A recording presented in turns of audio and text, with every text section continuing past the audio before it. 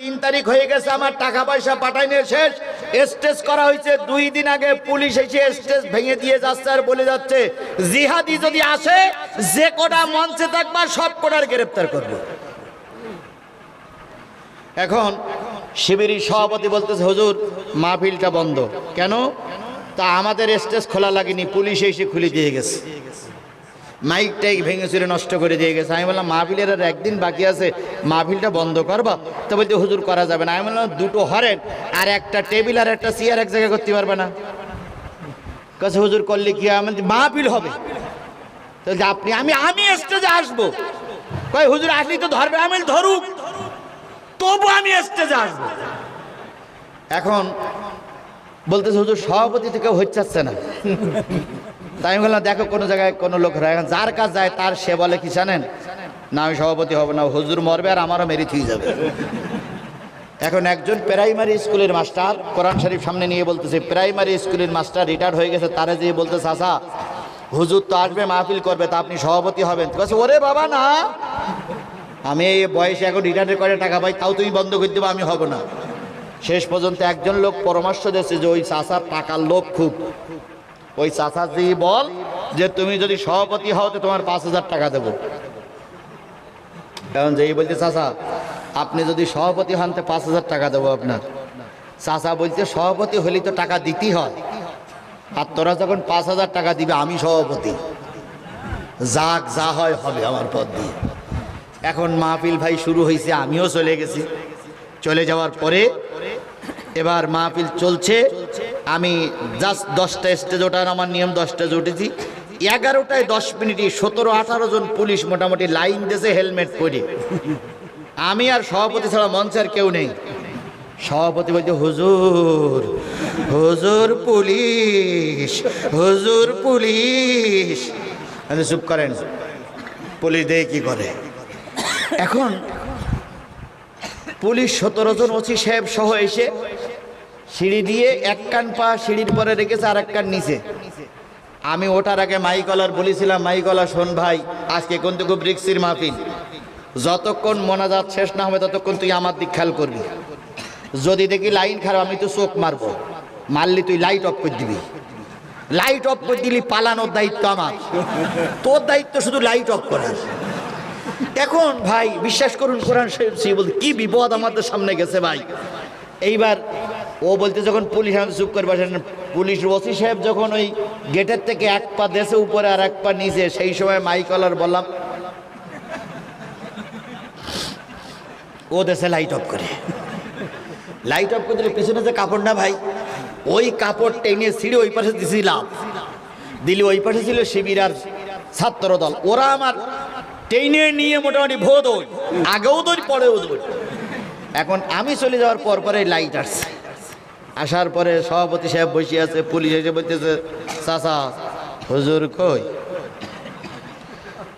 তো সভাপতি বলতে হুজুর তো এই চেয়ারেই ছিল বসে, সে চশমাটাও এই, কোরআন শরীফ এখনো বন্ধ করি, তা হুজুর গেল কই?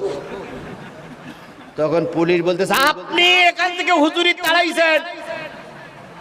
তখন সভাপতি একটু রেগে মেগে বলতেছে কথাবার্তারা হিসেব কিতাব করে বলেন হুজুর তো ওই সিঁড়ি দিয়েই নেমে গেল, আপনি ওই সিঁড়ি দিয়ে উঠলেন আর হুজুর ওই সিঁড়ি দিয়ে নেমে গেলে, এখন আপনি রাগ দেখাচ্ছেন আমি বুড়ো মানুষ বলে ফাজলামি করতেছেন না? পুলিশ দেখলে চাচার কাজ করা যাবে না। পুলিশ এবার মাইকলা যে বলছে এই মাইকলা লাইট অফ করলি কেন? তখন মাইকলা বলছে স্যার আমি লাইট অফ করিনি, ওই সরকার কারেন্ট বন্ধ করে দিয়েছে। শেষ পর্যন্ত ওসি সাহেব এসপি সাহেবের কাছে ফোন দিয়ে বলতে স্যার এ হুজুরি ধরা যাবে না, এ হুজুরি এত কৌশল জানে যে লাইট অফ দিয়ে পালাই কিছু তা কেউ শিকার হচ্ছে না। ও ভাই বলুন তো ওই দিনটা আর সাতিয়ার ধুলাউড়ির দিনটা আমার জন্য কত কষ্টের ছিল? বলেন কষ্টের ছিল না সুখের ছিল? সেদিন ময়দান ছেড়ে দেয়নি বাতিলের কাছে, আর আজকে যেদিকে তাকাই সেদিকে আমার লোক ময়দান ছেড়ে দেওয়ার প্রশ্নই ওঠে না। কথা বলে ঠিক না বেঠিক? এই জন্য বাঘের বাচ্চার মতন 1 ঘন্টা বাঁচবো, পাতি শিয়ালের মতন 1000 বছর বেঁচে থাকায় কোনো লাভ নাই। আপনারা কি বাঘের বাচ্চার মতন বাঁচবেন না পাতি কি শিয়ালের মতন বাঁচবেন? কারা কারা কারা বাঘের বাচ্চার মতন বাঁচতে রাজি আছেন? দুই হাত উঁচু করে আল্লাহরে দেখান। লিল্লাহি তাকবীর। আল কোরআনের আলো, সংসদের আলো, আল হাদিসের আলো, সংসদের আলো। কোরআন আছে যেখানে আমরা আছি সেখানে, কোরআন নাই যেখানে আমরা নাই সেখানে।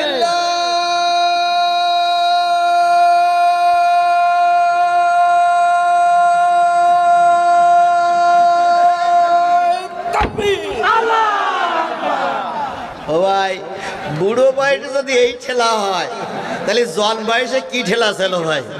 আল্লাহ এই সমস্ত মুরব্বীদের কবুল করুক। আরো জোরে বলেন আমিন, আরো জোরে আমিন। তাহলে কোরআনের দাবি কয়টা?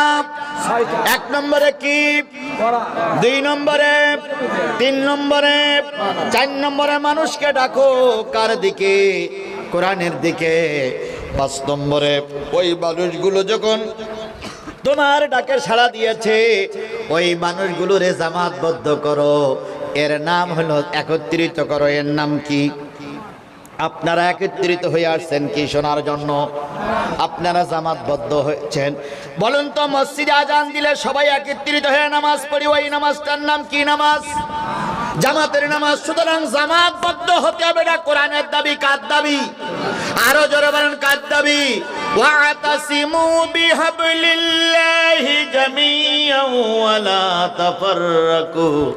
আল্লাহর রশিকে তোমরা একত্রিত ভাবে ধরো, পৃথক হয়ে যেও না, একত্রিত হয়ে ধরতে হবে। এটা হলো কোরআনের কয় নম্বর দাবি? পাঁচ নম্বর দাবি। আমরা একত্রিত থাকবো তো ইনশাল্লাহ কোরআনের ছায়াতলে?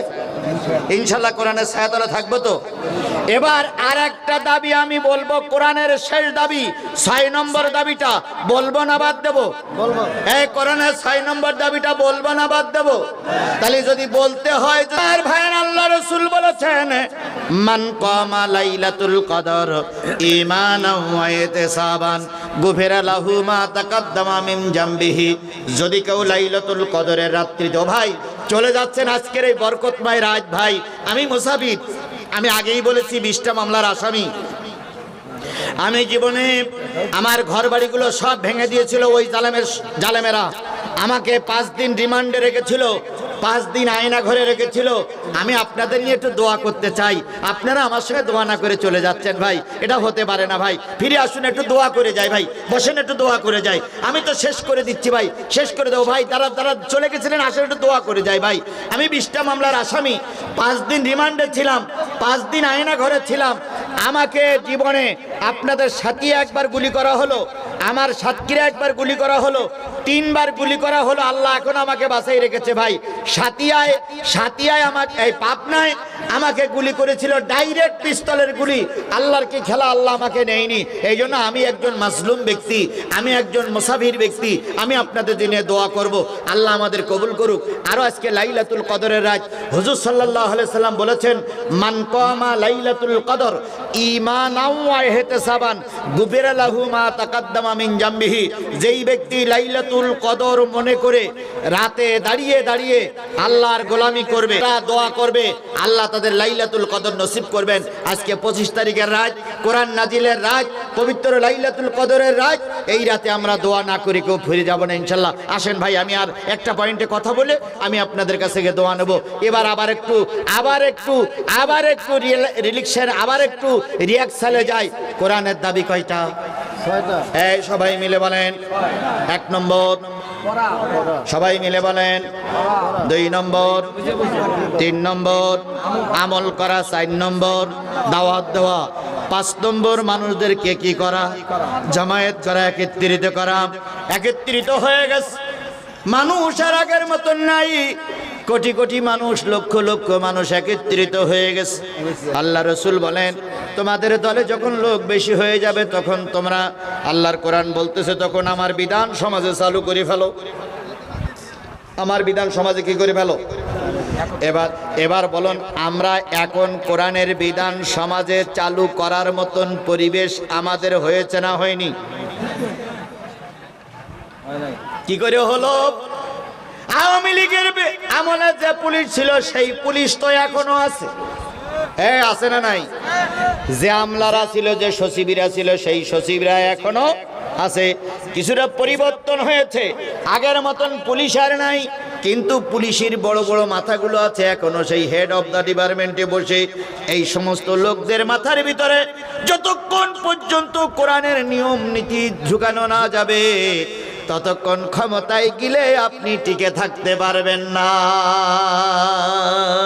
এই জন্য মনিটরিং করে, ইঞ্জিনিয়ারিং করে, যে কায়দায় হোক ক্ষমতা উল্টে গেল, ঘট উল্টে গেল, এর পিছনে নিশ্চয়ই কার রহমত আছে। আমরা এটাই মনে করে নিয়েছি। তবে চিন্তার কোনো কারণ নাই। 5টা বছর যদি মেহনত করা যায়, 5টা বছর যদি ধৈর্য ধারণ করা যায়, 5টা বছর যদি ইসলামের পক্ষে থেকে দাওয়াতি কাজ করা যায়, 5 বছর পরে হয়তো জাতি বুঝবে, অথবা জাতি সমর্থন দেবে, হয়তো উত্তম একটা সমাধান হয়ে যাবে। এই জন্য উচ্ছৃঙ্খল হওয়া যাবে না, বিশৃঙ্খল হওয়া যাবে না, মারামারি খুনোখুনি কাটাকাটি করা যাবে না। নিয়ত করতে আল্লাহ পাক যেন আমাদের ধৈর্যের সঙ্গে মোকাবেলা করার তৌফিক দান করেন। সকলে মিলে বলেন আমিন, আরো জোরে বলেন আমিন। তবে যতটুকু হয়েছে অতটুকুই যথেষ্ট আল্লাহর পক্ষ থেকে। আল্লাহ আমাদের যথেষ্ট হিসেবে কবুল করুক। জোরে বলেন আমিন, আরো জোরে আমিন। তাহলে এখন আমরা নিজেরা সংশোধন হয়ে চলবো। আমার দেখে যেন আরেকজন সংশোধনী হয়, আমার দেখে যেন আরেকজন ভালো হয়, আমার দেখে যেন আরেকজন দিনের পথে আসে। চেষ্টা করতে পারবো না ইনশাল্লাহ? চেষ্টা করতে পারবো না ইনশাল্লাহ? আমি আপনাদের কাছে দোয়া চাই।